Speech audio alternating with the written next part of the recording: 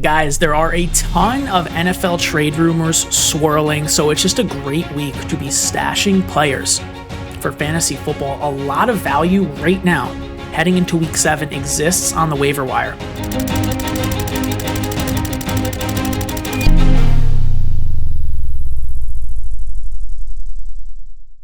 And that might even be unrelated to trades with these first two guys we're going to be talking about, Luther Burden and Colston Loveland. We're just going to hop right in.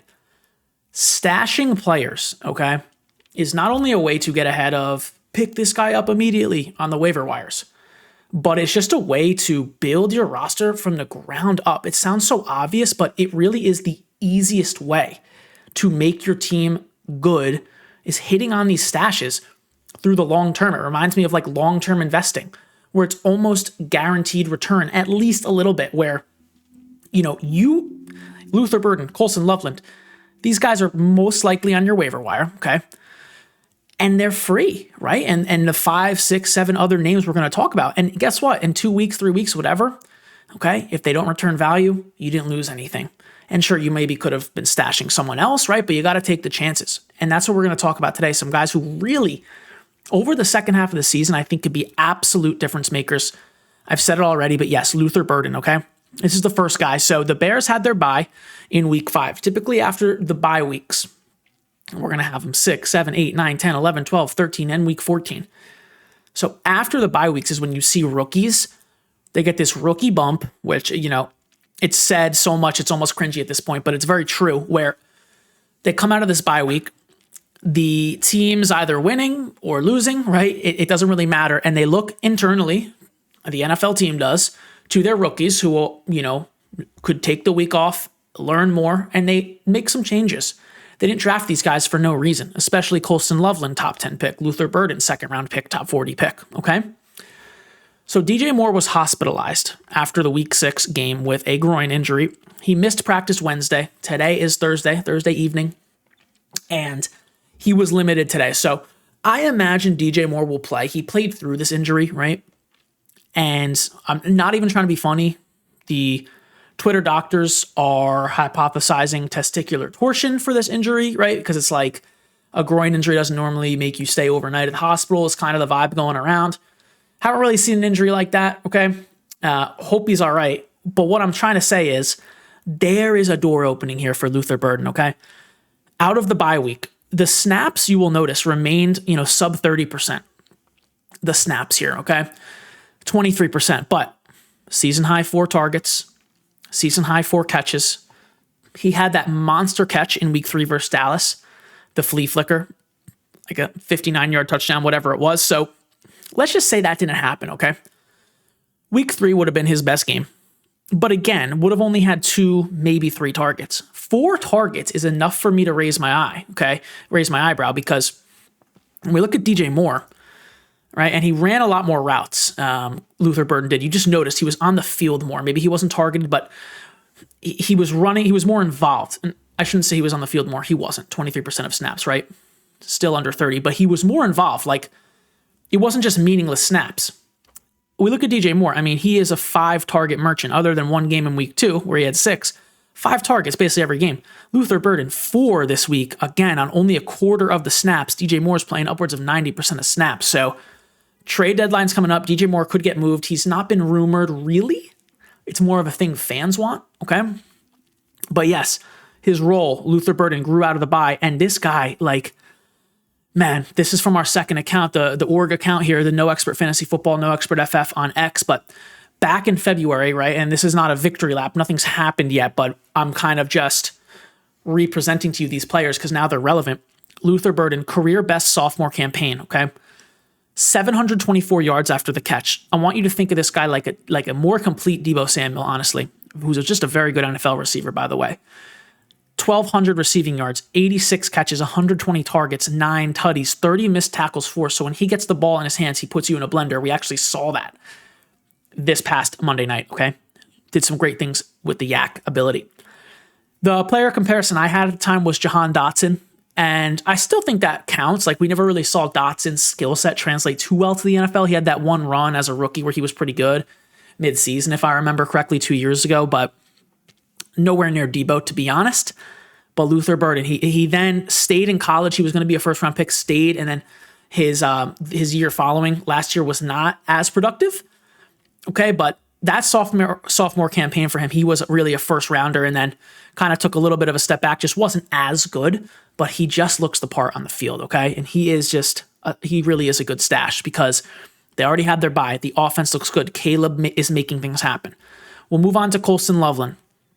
Now, I personally stashed Loveland this past week, and I'm not that happy with the results. I felt like I was still seeing a lot of Cole Kmet. I was still seeing a lot of the third string tight end, whatever his name is. I'm just seeing these guys in the field. But then, you go back, you look at the utilization, and a little bit about Loveland is he came into the season with an injury, was kind of playing around 60% of snaps, 53% in week 2, then actually got hurt here in week 3, didn't play week 4. Coming out of the bye, heading into week 6, was limited practice all week. So he did not have a full week of full practices. Heading into week 7 this week, it looks like he does. He might have started limited or whatever, but looks like he's a full participant. Let me just see here. Okay, latest news on Sleeper's not updated. I could probably just go find that out for you, but point is, he's coming out of the injury. 3 targets ties the season high, and it doesn't sound like a lot, guys, but not a big difference with tight ends between 3 targets at 40% of snaps, right? And then eventually hitting that full-time role, you're probably seeing 7 or 8. And a guy like Colston Loveland, we're seeing what Tyler Warren's doing in the NFL. Loveland was picked before Warren. Loveland has the best college target share ever among tight ends. 34% of Michigan's pass attempts last year went to Colston Loveland, over a third.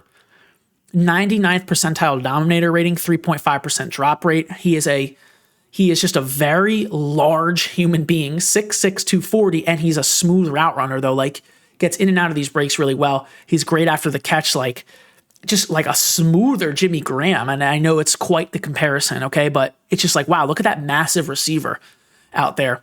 And this is a guy who I think is really going to dominate here in Caleb Williams, Ben Johnson's offense.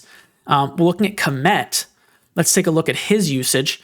And you see that Kmet, guys, dropped to 52%, all right, in week 6. Was previously playing 90+% of snaps. 9 targets for Kmet in week 4. So once this fully flip-flops to Loveland, we can expect this. 90%, 100% of snaps, right? Ceilings of 9, 10 targets per game. And you get the ball to 6'6", 240, rookie tight end, 99th percentile dominator rating, top 10 NFL pick, right? That's what we're looking to target, okay? So those are the 2 Bear guys. You guys know I love Caleb this year, so excited to see what they can do. We move now to kind of more of the trade talk, okay? And we will start with the first running back here is Jerome Ford. So again, not the craziest name. I mean, we're talking about Jerome Ford, 26-year-old Jerome Ford, who's been in the league for 4 years and just, whatever, backup, has some relevance at times, okay? But there's a good amount of RB needy teams like Kansas City, the Chargers, Arizona.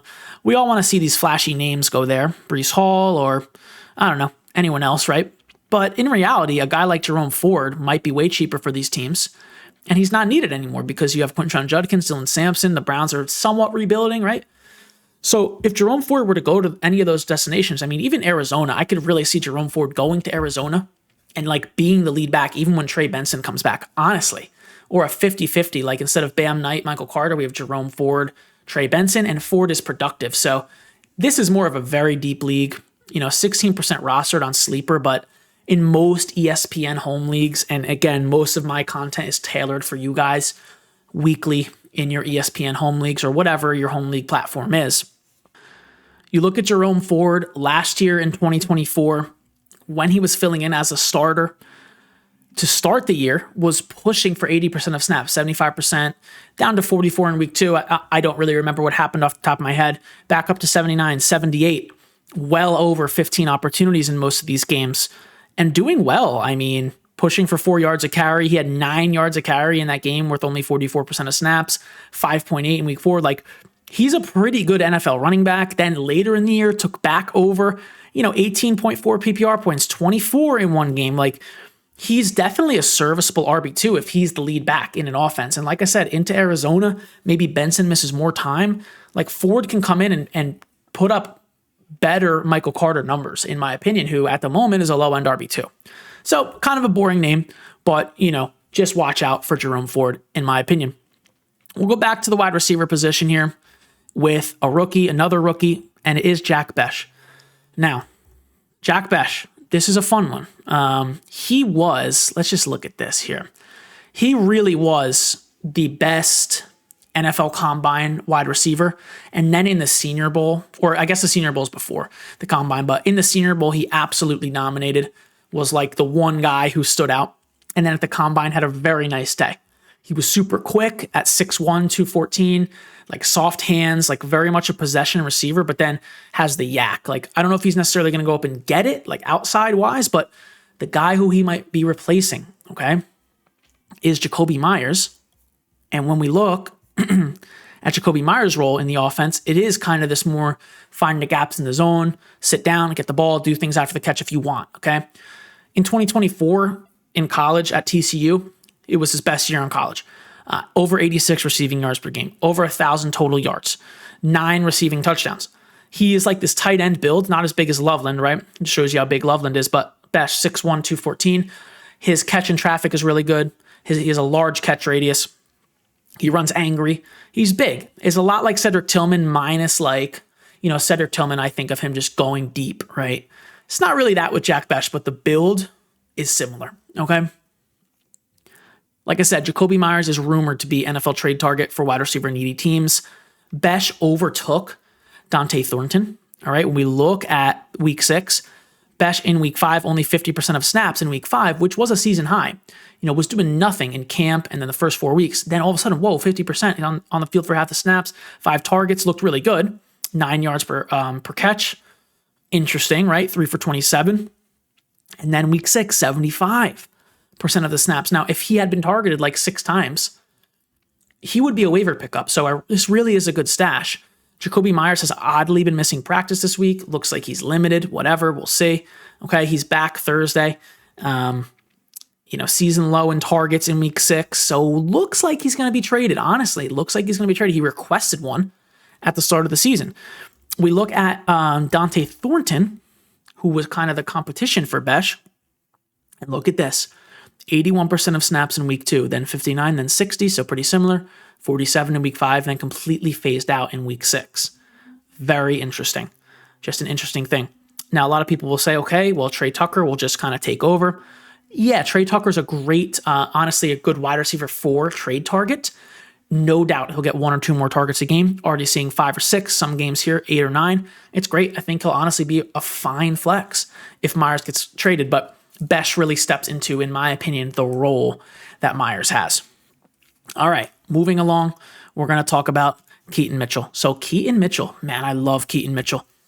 Love this guy. One of my favorite sleepers every year since 2023, and we will talk about why. So looking at Keaton Mitchell here in 2023, here is the list of fantasy points per touch for 2023. What do you notice? This was Devon Achane's monster season, by the way. What do you notice? Yes, Keaton Mitchell, the only running back who was better than Keaton Mitchell per touch basis in terms of scoring fantasy points in 2023. His rookie year was Devon Achane. I understand that Keaton Mitchell didn't have, a million touches, but over 60. Okay, should I say 58? 58 touches, 47 attempts. I lied again. 56, 47 attempts, 9 catches. Well over 10 yards per catch, showing the yak. 8.4 yards per carry.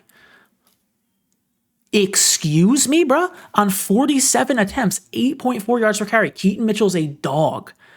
If Keaton Mitchell were to go to literally any place that needs a running back and see 8+ carries a game, flex value. Honestly, very good running back. He got some run in the preseason for the Ravens and absolutely dominated. Got in the end zone like immediately. They sat him for the rest of preseason, and then regular season comes, they're playing Justice Hill over him. It just makes no sense. Like I said, in 2023, second most points per touch among all running back. More than McCaffrey, more than Gibbs, more than Mostert when he was dominating, more than Chase Brown, Breece Hall, Kyron Williams, all of these players. Keaton Mitchell is actually better at scoring fantasy points on a per touch basis on those 56 touches. I understand it wasn't 200 touches. Okay, I get it. but it's true. So yeah, like I said, same destinations, Chiefs, Chargers. I mean, if this guy were to go to the Chargers, hang it up. Like, could be the best pickup of the season. So I just need him to get opportunities, and man, it would really be something special, in my opinion. Back to the wide receiver position. This is going to be the last guy we in-depth look at today. It is Malik Washington. Year 2 wide receiver breakout candidate. He dominated 2025 preseason. He improved his blocking, which was a big thing his rookie year. In 2024, I believe it was. Let me just double check. But yeah, he wasn't like a good blocker. And okay, that's Malik Neighbors, not Malik Washington. So they didn't have him on the field a ton. But even at the end of his rookie season, if I recall correctly, yeah, once he started getting snaps, like this is pretty good production. Over 10 fantasy points in his first game with over half the snaps. And then kind of settled back into 4 or 5 targets per game here, which is what we've seen so far this season. Tyreek Hill obviously out for the year. We've had 2 games here, and honestly, they'll probably drop him or release him, whatever. Tyreek Hill next year. Trade him. I don't know. 2 games here without Hill. 5 targets in both. I mean, like, this is basically like DJ Moore. Like, honestly, this is basically DJ Moore numbers. He has 5 targets in 4 of 6 games played. It's not crazy. But as a floor, right, if Waddle were to be traded, all of a sudden it's 6 or 7 targets in this offense. Very interesting. I mentioned when I talked about Malik Washington months ago as a good stash candidate, right? Hill is unpredictable. What I meant by that is he might leave the team. He might get traded. He might get injured. He has an injury an injury history. He did end up getting injured. This is right after Jonnu was traded. Jonnu got traded. Awesome.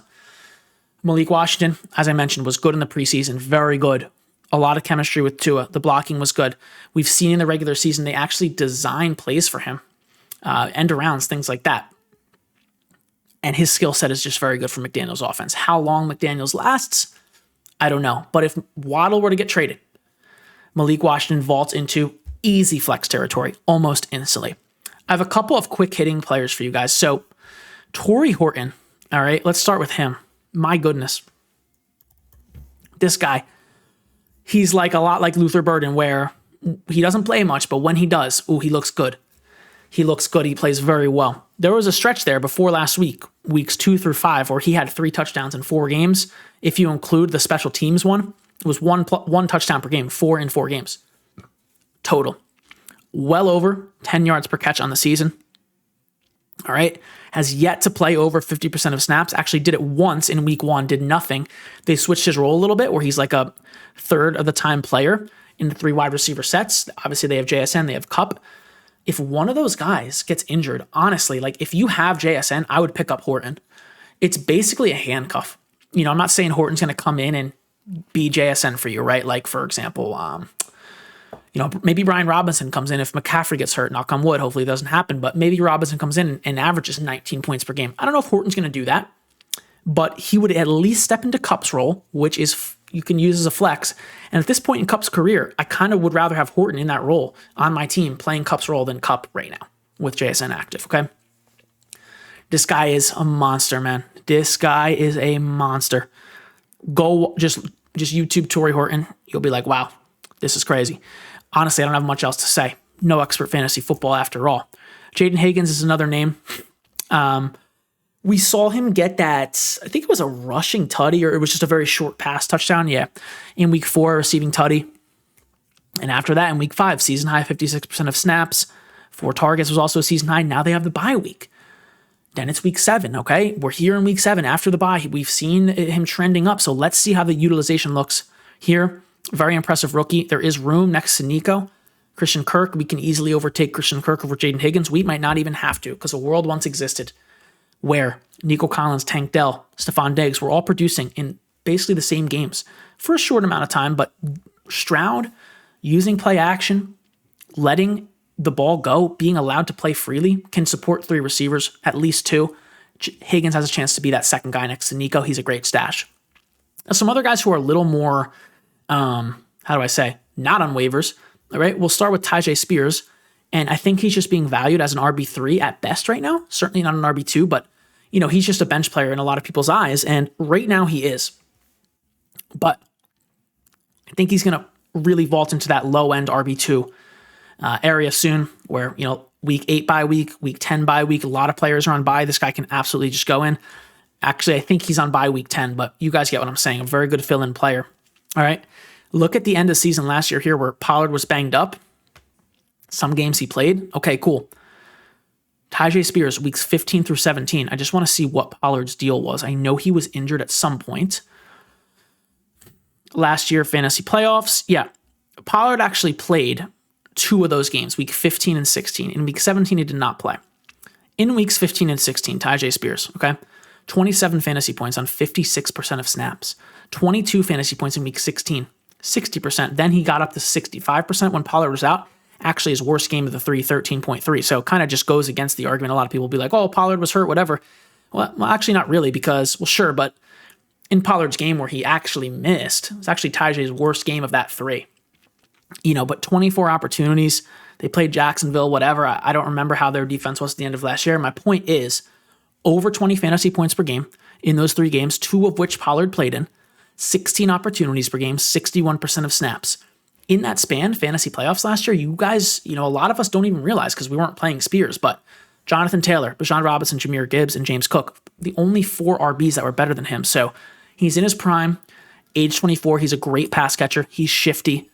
Okay, a lot to like here and is honestly low-end RB2 in my mind, high-end RB3. I don't want to start him quite yet, but we're close, especially in PPR with the coaching changes, all these cool things going on in Tennessee. I really like Tyjae Spears as a stash, as a trade for stash. 2 other guys in that, we talked about Tre Tucker. He is one of them. I think he's similar, like wide receiver 4, and you can go grab him. But then Rashid Shaheed. So we have Chris Olave linked to some heavy trade talks. He might be a Giant soon. Who knows? But it's looking like Olave might be out the door rather than Alvin Kamara. They're kind of cleaning house in some separate ways, okay? Rashid Shaheed, 5+ targets in every single game this season. Has massive big playability. He could take it to the house any single catch. You see here in week 5, he did exactly that, 20 fantasy points. He had 15 fantasy points in week 2. All the other games but 1, over 8 fantasy points in PPR. Now, it's not crazy, but it is good wide receiver 4 and a fill-in worthy. And if Olave were to get traded, he's a low-end wide receiver 2, in my opinion. The offense moves very fast. You have Taysom Hill coming in at the goal line, kind of sucks, right? But Rashid Shaheed is not getting goal line targets. So if Olave goes, a lot of these mid-field targets I think will go to Shaheed, and you could probably go buy him as a wide receiver 4 right now. Like, you could have a legitimate Christian Kirk for Rashid Shaheed conversation in the trade office, in my opinion, guys. But that's going to do it for the video. Hope you enjoyed. Peace.